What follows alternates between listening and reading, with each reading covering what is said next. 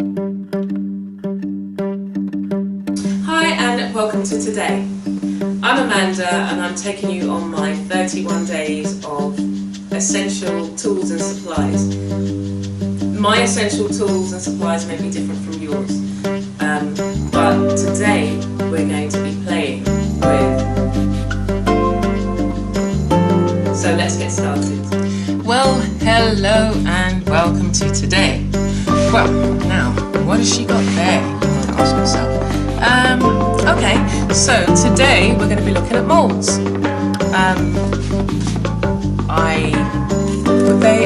They are an essential for me, and I think it's definitely worthwhile you playing about with them. If you're doing mixed media, there is so many different things that you can do with moulds. I make a lot of my own moulds, so every one of these that you can see, all of these, let's get them all out. Okay, so I brought, I didn't start out making my own. I started out buying a lot of moulds, and then buying them because I was making cards. So I'm just going to take them out. Let's see. Okay, I wanted to make my own cards and embellishments, and let's just push this to the side, and I've got these. And I specifically wanted faces, and these were the only ones that I found. So I found these little, they make them tiny kind of patterned, like pennies, I guess.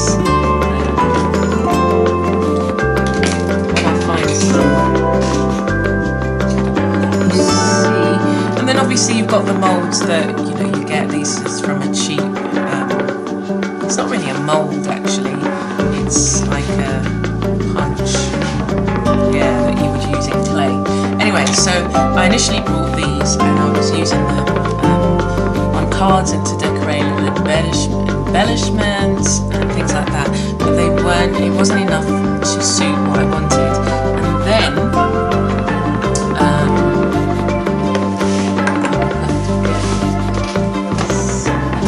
Ones out. I'll show you the and then somebody I went to a craft show, and this lady had these cards, and I saw this figure on it. I thought, oh my gosh, that's so pretty. And I said to her, did you make that? She said, oh, where did you buy it? She didn't know, but then I started looking online. Couldn't find anything like it, and so I bought one of her cards, and that was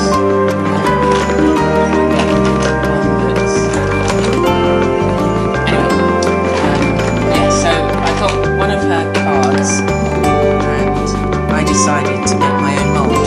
So product that I use, I haven't used it for a long time. I haven't made a new mould. I think I bought the last of it, and then, not the last of it, but I bought some a while back, and then I was just utilising it, because the problem with the particular mould that you can make, it's two-part. It's is it Sculpty or something like that? You mix the white part and the blue part, mix them together, equal amounts. Use it quickly, otherwise it goes hard. So yeah, I was using it, and to buy it over here is just like, doesn't make sense. Anyway, so I made my own mould. Let me see if I can find this particular one. Yeah, so I made a couple. I made one, and then sort of like, okay, let me make another one, because that's a bit better, that's got a bit more detail. So they're both kind of pretty, okay. Yeah, so And then I thought to myself, there's so many other things that I see that I'd like to create my own moulds for, to kind of utilise in my projects. So why not start making my own moulds? And so that's what I did. And again, utilising, I would say, so if let's look at the idea of, you know, using embellishments, or clay embellishments. You know, you can use them in so many different ways. So where I first started out thinking I just want to make cards, I then started, you know, utilising it in some other projects, and I'll show you some of them if I can find them. It's just like, why don't you have them all together?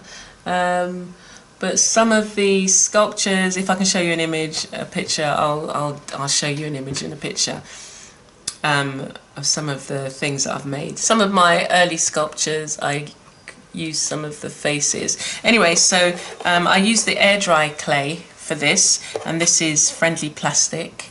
You heat it up, and that was quite nice. Of the definition on here isn't pretty great, and then after a while, friendly plastic, the ones that, I mean, I've had mine for like over 15 years. I've still got loads left. I kind of went through phases where I'd buy, oh my gosh, I've got to buy that, and oh my gosh, friendly plastic, oh, I've got to buy that, and then something else came and it was just like, oh, I really want to try that. So I brought the friendly plastic, and it does look nice, and you can create some really nice pieces with it. And I will, oh yeah, okay, yes, so look at these. So yes, so I created a lot of really nice pieces with the friendly plastic, but again, we're still talking about moulds, yeah? Oh, this is the one that I was trying to find. So I created these, and I thought, oh, these would make beautiful cards, and they still will. I just haven't got round to doing it. But with the friendly plastic, you can mix and match, and you get some really nice effects. Again, with clay, you know, to paint, you'd paint that and then, you know, get a really nice effect. So even doing this video has kind of made me think, oh yeah, I'd really like to start doing some more.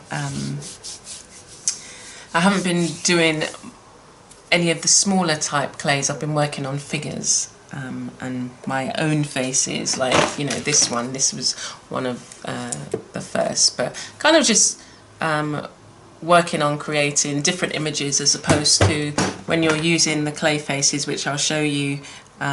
They all look the same. I mean, you can alter them. Anyway, so started out by using the friendly plastic and just cards, and it was just like, no, this isn't, okay, this isn't enough. And then I started taking jewellery. So I've got this really beautiful silver brooch, and the face on it was gorgeous, this lady in an African wrap.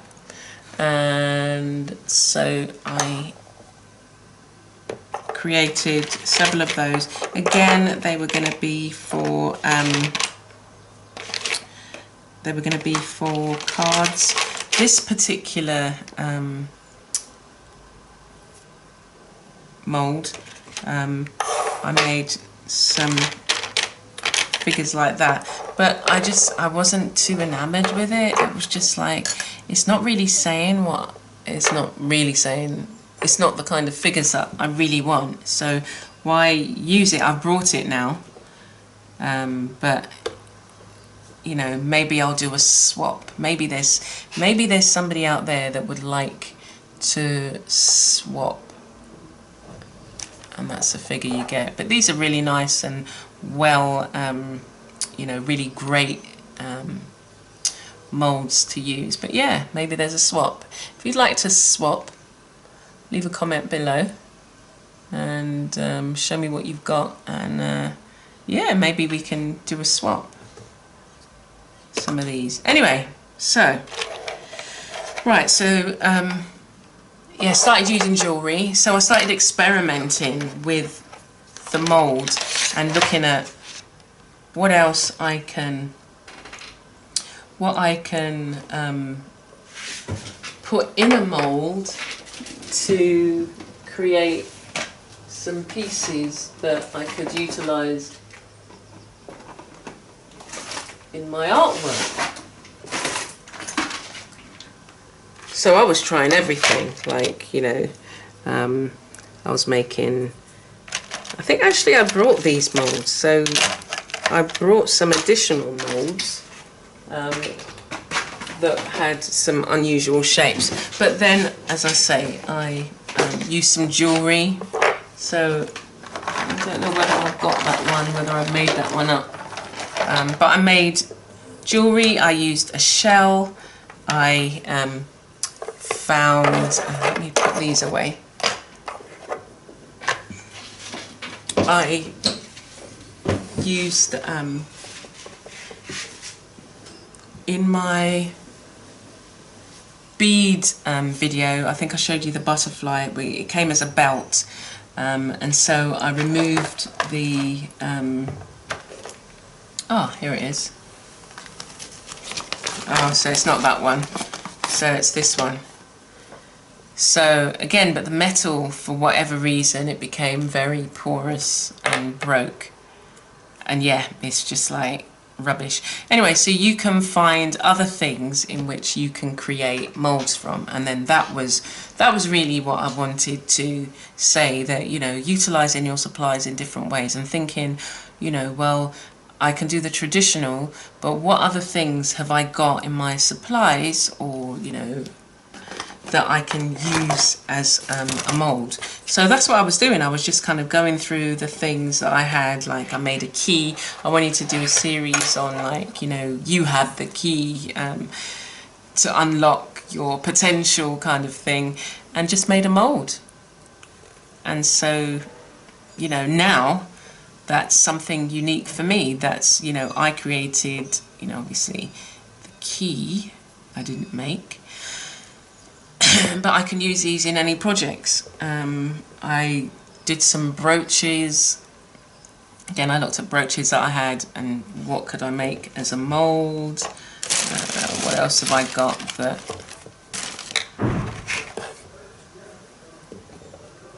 And I would just buttons, creating a mould. This wasn't very good because obviously you're just going to get the, it's not as deep as it needs to be around the edge to be a proper mould anyway. And then I started to create a lot of head moulds, which you can see. So I would, like, I made this particular one.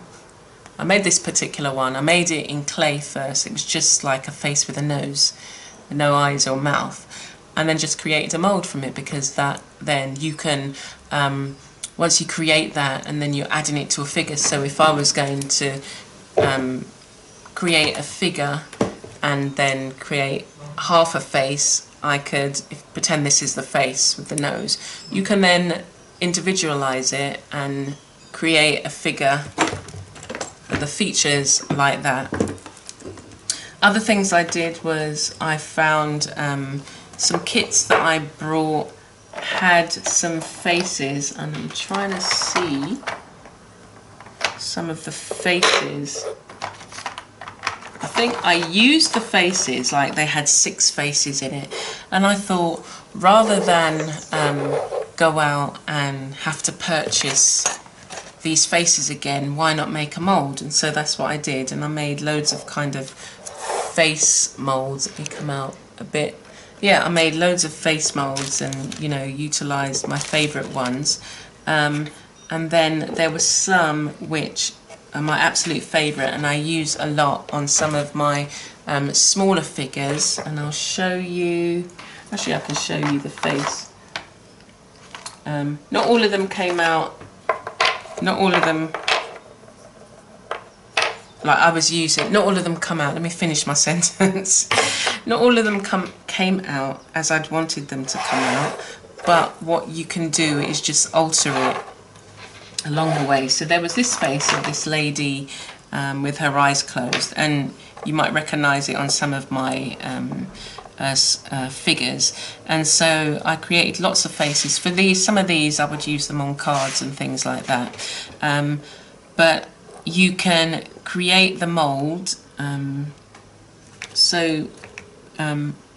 using the clay and the mold, and then so once you take it out, whilst it's still wet, you can adjust the face, and you can still manipulate the face. So it's not whoever made the original mold, you're not using their design, you're using some of the features on the face and adjusting it and adapting it and changing it so it looks very different from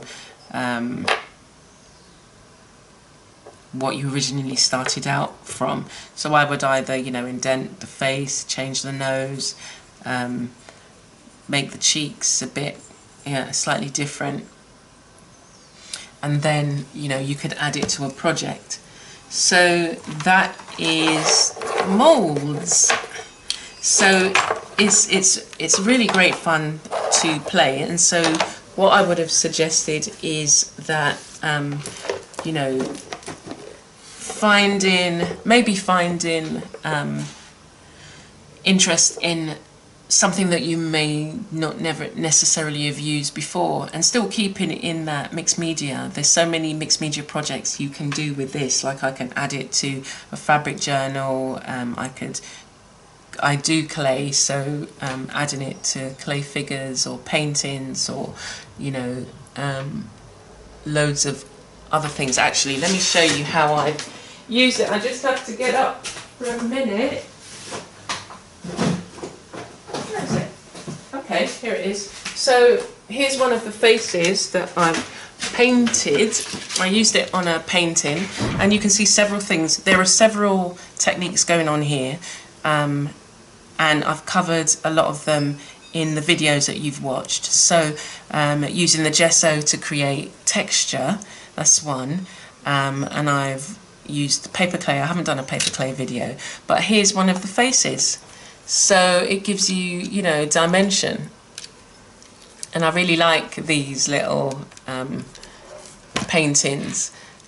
So yeah, as you can see, let's go a bit closer, move closer.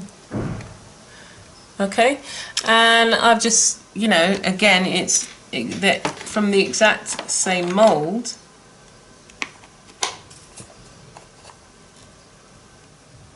But the face looks different, and if you, change it, then it's unique to you.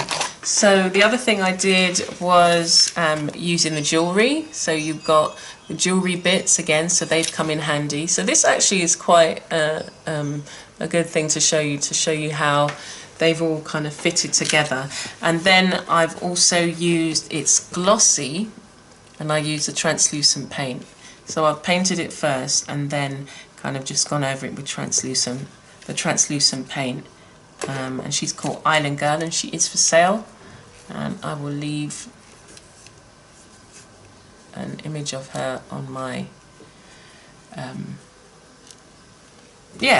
but that's something that you can do, and it's utilizing a variety of different mediums to create an image. And at each stage it's been really fun to create. So creating the backgrounds was really great, creating the mold for her face, and then adding paper clay and creating her body, and then finding jewellery, all the different little bits that you couldn't just do it in one sitting.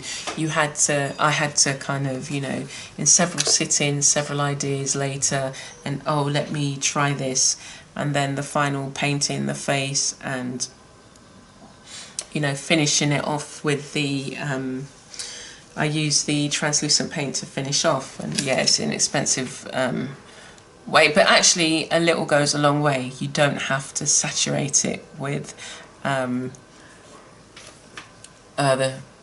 paint, and because it was a small painting, then you're not using as much. It's not so bad. So yeah, that's it. They're my the molds that I created from from this. I'll have to get the name for you, but it's a 2-part thing that you can create. Oh, I didn't show you this, did I? Look at that. So I went to the store. Did I make one? Anyway, so I went to the store. I went to the pound store or dollar store, and I found these, and it came with like a little set of paints that you could paint it. But what I found with this is that if you look at it, it's just, I don't know what air drying clay they used, but it's really porous. Maybe if you paint it, you get a better result. But I did paint it. Look, and it's all coming off. Anyway, so I took a mould of it, and now I took a mould of it, and I've got that. So now I can recreate it and paint it and add it to different projects. Yeah, so again, looking at the broadest way in which you can utilize your supplies, I encourage you to give it a go. So thanks for visiting today, and thanks for joining me. If this is your first time, please do subscribe. And this is a series of 31 different art supplies in my art studio that for me are an essential, because I use them in multiple different ways and for different projects. So thanks for visiting, and do come back tomorrow. Okay, bye bye.